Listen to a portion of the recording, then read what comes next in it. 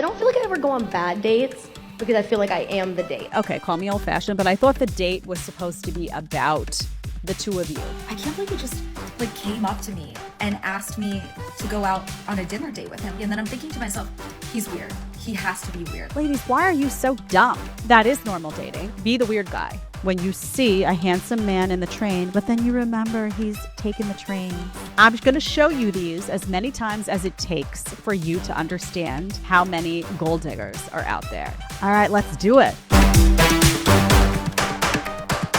Welcome, everyone. I'm so glad you're back. Now, before we do anything today, I want you to hit that subscribe button. I want you to hit that like button because a lot of y'all are listening, but you forget to hit subscribe. And subscribing helps me to bring you this incredible content and all of the incredible ideas that I have coming down the pike. If you want to wreck feminism, you got to hit subscribe. Bottom line. All right, let's do it. I don't feel like I ever go on bad dates because I feel like I am the date. I feel like I'm not sure if all women feel this way. No, I don't know if all girls feel this way, but I feel like every time I go on a date, I'm like, that was good because I can talk to a wall that the men doesn't have to do much pulling for me. You know, as long as you let me talk. Sometimes I've gone on dates with people who talk a little too much and I'm like, wait, this is my bit. I came here to talk about me tonight. Yeah. Yeah, but Bobby, you seem kind of quiet. I think you can listen. I'm good with listening. That's cool with me. Oh, man. Anyone else have a headache? What's going on? What is she? A lot of coffee? I hope it's coffee. Could be something else. Something's running through the bloodstream with vigor with that one. Ooh, caffeine, matcha. Honey, what are you doing? It's like, ooh. So this is interesting. Something we call the overconfident woman, right? Pretty girl, fun personality, actually. She has a high vibration to me. Seems like she'd be a blast. The problem is that she thinks she's the you-know-what at such a level. So again, she says, I am the date. You're just there to what? Pay? Isn't the date, okay, call me old-fashioned, but I thought the date was supposed to be about the two of you, right? Getting to know each other, the energy of the two of you together. She seems to think that the date is an opportunity to just yap the whole time, talk about herself the whole time. She's like, let me talk. Shh. She's basically, shh, just pay the bill, be there, and just listen. Just be an ear for my thoughts. Can you imagine? She says, this is my bit. She's on a comedy tour. She's going on tour and the stage is the date and the guy is just kind of there for show. So this is an example of a woman who's not really taking dating seriously. Know the difference, right? This is a fun girl. She's not there to get to know you. She's not there to see if this is something that's going to turn out to be something. She's there to get fluffed up, have a fun night out. You could be man, woman, or child, animal, a dog across the table. It doesn't matter. Just an ear to listen to her vent. It's kind of like an open, fun therapy session. Guys, you got to be able to tell the difference. This is a fun girl. You want to go out dancing. You want to have a good time. Great. You want someone who's actually going to be interested in taking you seriously and listen to you and have an equal sharing of where'd you grow up and get to know you and whether you would be someone that she'd want to bring home to her family. This isn't it. So you got to be able to detect, because a lot of guys, I think, are drawn to different types of girls. This is the fun girl, we'll call her. The fun, overconfident girl that you're like, wow, she'll be fun. She'll be smiling she will be smiling all the time at everyone. And you'll be one of those people, but you're not really of primary importance. In fact, you could just have a cardboard cutout of yourself at the date. You don't even have to go. And then the cardboard cutout will just sit and listen to her for the hour. And maybe you could just pay in advance. And the cardboard cutout with the smile on and open ears to listen to her will suffice. Know the difference. Know when it's not about you. Is when guys ask me out on a coffee date or ask me to go do a workout, it's no, I can take myself to coffee. Let's pause it there. She can take herself to coffee and herself to work out. So it's too petty, frankly. Again, the dollars and cents. She wants you to pay for an expensive date. I love the idea of a workout date. I think that's cool. You can see if she's in shape. It could be a little flirty and fun. I met my husband in a gym. It could be flirty. It could be fun, helping out this exercise. It can get a little touchy in a cute way. I've told you that the coffee dates are the best way to screen the financially incentivized, shall we say, women who only are there for your cash, and that's about it. the demeanor is so ugly when they say, you know, the coffee date doesn't work for you. Notice how like her face got like hardened and kind of like, not that she's ugly, but there was an ugly energy that kind of overtook her when she was saying those things. Notice that. This is a prime example. Again, if you ask, I would encourage men to ask for beginning dates. Go so simple. So simple. Hey, you want to go grab a workout? Hey, you want to go grab a walk? Hey, you want to go grab a coffee? You will weed out all of the toxic women so quickly. And, you know, date one, that's what it should be. Do it. I'm telling you, do it. Make it so simple. Make it about the conversation, about the interaction, and not about the place and not about the money. Even if you take her to a restaurant, make it like you don't have to go to Wendy's, but make it like, something simple, not about the cash. I personally wouldn't do dinner first because dinner is a very long experience. And if she's an ingrate or, toxic or something going on and you're paying for that, I wouldn't do dinner. I would do walks. I would do gym. I would do coffee. I would do something that doesn't involve a lot, is not money being spent. And you can size up that situation. Is she there for the right reasons and whatnot? Ooh, what a nasty, a workout. I can do that for myself. In other words, it doesn't cost anything. I want to get my money's worth on the first date. Ooh, nasty.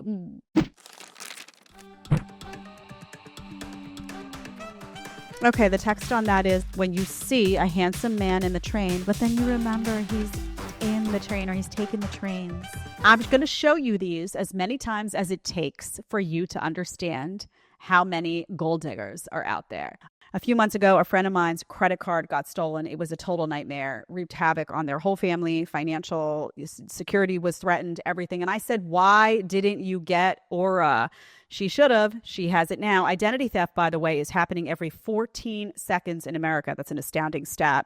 On this show, I want to protect you from identity theft. I want to protect your privacy. I want to protect your financial security. I'm excited to share this partnership.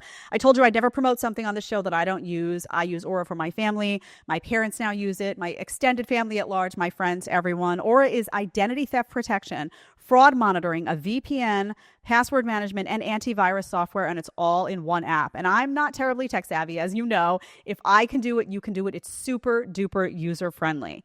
Aura monitors the dark web for your emails, your passwords, and social security numbers and sends alerts right to your phone or your email if something is going down that's shady. So if someone opens a credit card in your name, for example, Aura sends you a real-time alert.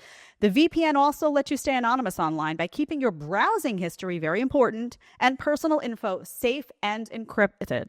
You all know I talk a lot about the system, about the death of privacy. This is a way to protect that privacy.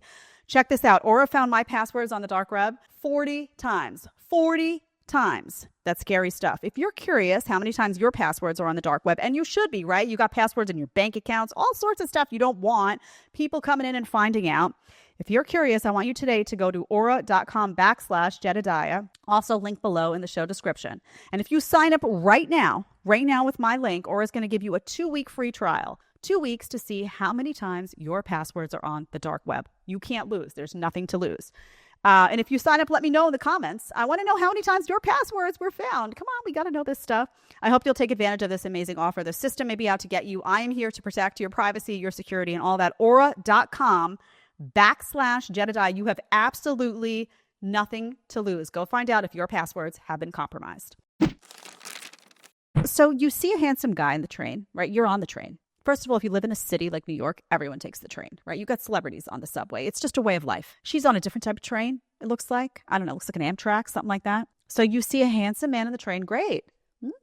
Ooh. Then you're like, oh, he didn't have enough money to fly himself private. Ooh, I got to just, no. This is what I'm going to show them to you so that you see how prevalent it is. This gold digger, nasty, sizing you up. First of all, even if a guy has money, makes really good money, he's in the 6-figure range, let's say, and above, because that is good money in a lot of the country. Let's say that he makes that money. Why? Maybe he doesn't want to burn it and he wants to take the train, right? Why do I need to spend my money on that? Maybe I want to spend my money on other things. I have a nice house. I have this. Why is it automatically assumed that because you take the train, you don't have any money? That's absurd. There are celebrities all over New York taking the train. There are people who take the train. There are people who fly who make over $1 million a year I know them, and they don't fly first class because they're like, that's not worth it to me. I don't give a shit about my plane ride. I'll sit and coach. I want to spend my money on my vacation. It's what you choose to spend your money on. So how petty and dumb to size somebody up just because they're on the train. It's not up to your standards, honey. Well, I hate to break it to you, honey. You're on the train, right? Oh, it's different for women. Okay, good. You're right. It is different for women. So let's again ask what you bring to the table to be able to exclude all handsome men who happen to ride trains because they don't fly private or they don't take a form of transportation that you deem acceptable financially. What do you bring to the table to attract those men? An attitude of being an ingrate? That's not going to work. What else? What else? Put them on the spot. And the reason I'm saying this is because we put men on the spot all the time. And rightfully so. We command that men fulfill their duties as a man. If you're a good woman and you say a guy's got to do X, Y, and Z, we are not afraid to say that out loud. Why are we afraid to say it out loud to women? Oh, the delicate flowers. Too bad. What do you do for the guy? What are you doing to attract guys who don't take the train? And what a nasty thing. Imagine sizing you up because you take the train when she's sitting on the train. Give me a break. I know I'm not supposed to say this, but I'll say it anyway. I don't think we know how to be in public spaces anymore. I was just sitting at a bar right now on a solo date, and there were 2 other people sitting there, and they were both on their phones for 45 minutes. Now, if you're going to be in your phone when you're out in public, people will not speak with you. And I think that's what's caused so much of our communal loneliness, is that we don't have small talk anymore and we don't talk to strangers anymore. Like in the past, if you're standing in line at the bank or you're in the coffee shop, you didn't have your phone, so you had to talk to the people around you. And we essentially get a fake or a false sense of connection through social media and scrolling and texting people who are not actually present with you.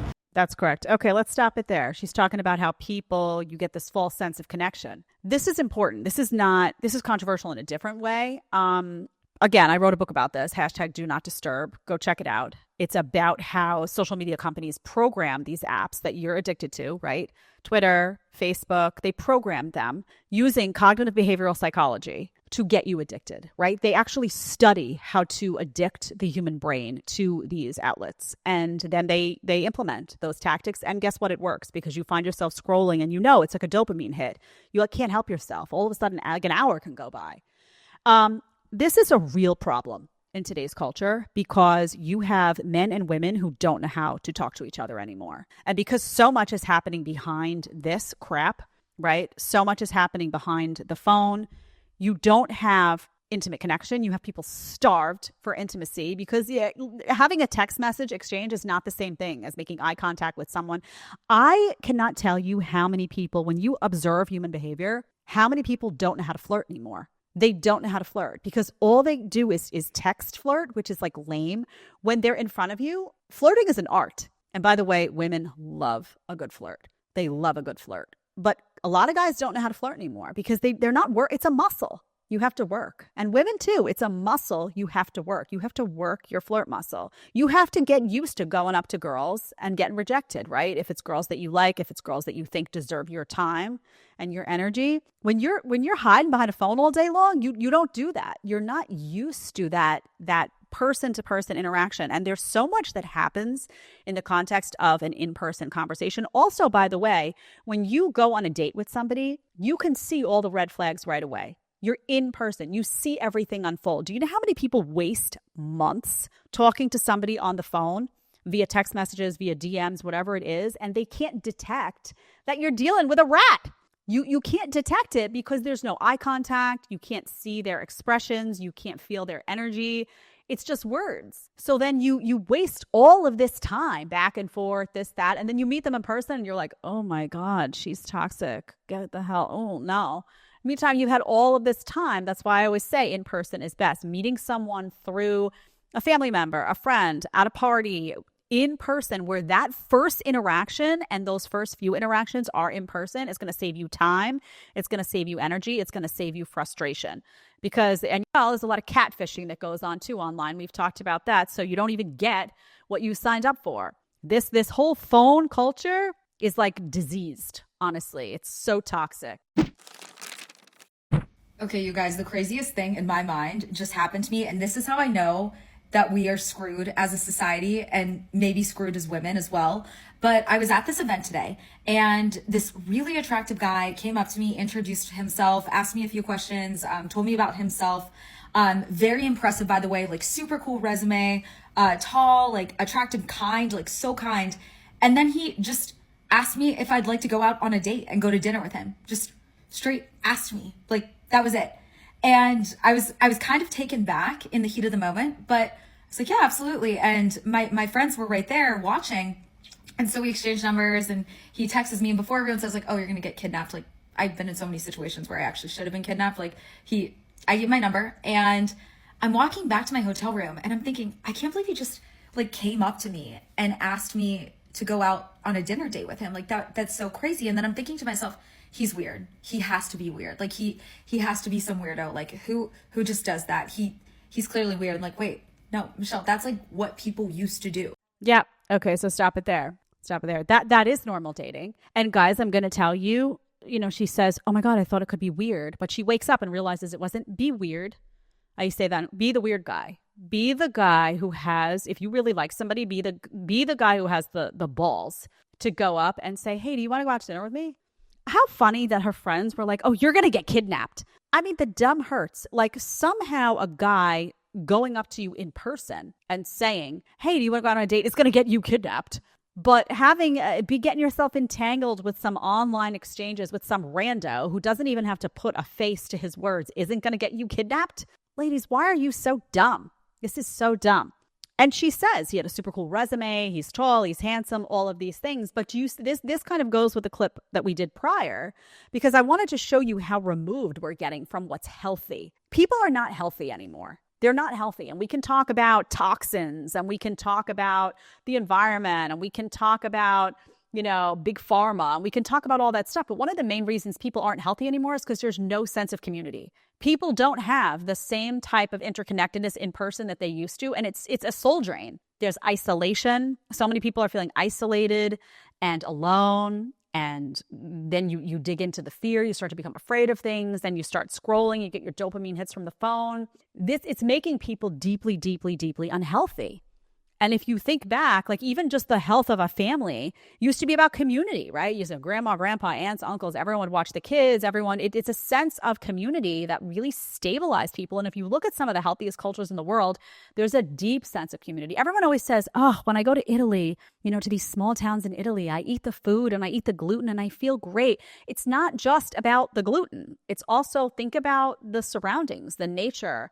Yes, the lack of EMF and all that stuff, but think about the community, the family, what matters to those people. And we're losing it. And she's pointing that out. So guys, I will say to you, yes, will there be women who are like, oh my God, he was so weird. He actually came up to me. But they will remember that. And if they will have a second to think about it and be like, wow, that's pretty cool. Because I think all women actually do crave deep down inside the gentleman. It's just that they've abused that privilege in many respects, as we've talked about.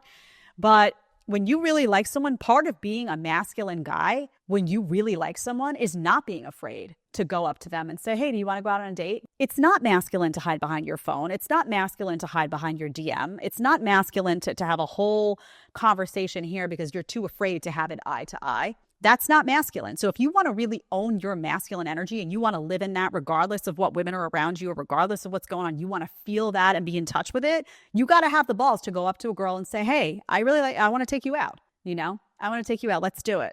And she will feel that confidence. And I guarantee you that it will have an effect. Now, will she say yes every time? No. Will you be right on target every time and be targeting a woman who deserves your time? No. But that's life lesson, right? That's what it's about. Builds your backbone. It builds even more of that masculine energy because it's going to build you up. You're going to get a sense of, oh, I did it. Okay, worst that happens. Somebody says no, who cares? Done, right? And you're not hiding behind this. This is cowardly. This is lazy for everybody.